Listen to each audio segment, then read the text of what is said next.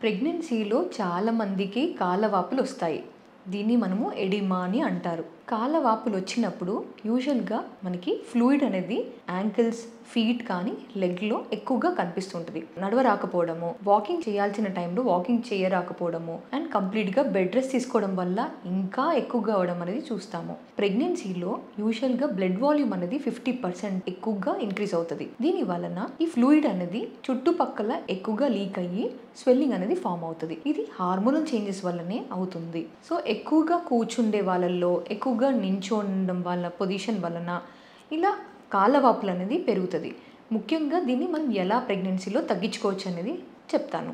యూజువల్‌గా ఏంటంటే కాళ్ళు ఎత్తుగా పెట్టుకోవడం మంచిది. అంటే తల ఇలా ఉండి కాళ్ళని ఎలా ఎత్తుగా పెట్టుకోవాలి. ఒక 2-3 దిండులు పెట్టుకుంటే సరిపోతుంది. కంటిన్యూస్‌గా నించొని ఉండడము, కూర్చొని ఉండడము, పడుకొని ఉండడము అంటే అసలు మూవ్‌మెంటే లేకపోవడం వల్ల కాళ్ళవాపులు ఎక్కువవుతాయి. సో స్క్వాట్ చేయడము, స్టేర్స్ ఎక్కి దిగడము, cat and cow stretch exercises చేయడము వీటి వలన కాళ్ళవాపులు తగ్గుతాయి. యూజువల్‌గా నీళ్లు తక్కువ తాగడం వల్ల కూడా కాళ్ళవాపులు పెరుగుతాయి. 3-4 లీటర్స్ వాటర్ తాగడం మంచిది. సాల్ట్ అనేది తగ్గించి తీసుకోవాలి. టైట్ క్లోతింగ్ అనేది అవాయిడ్ చేయాలి. ఫుట్ మసాజెస్ కానీ, యాంకిల్ మసాజెస్ చేసుకుంటే కాళ్ళవాపులు కూడా తగ్గుతాయి. Thank you.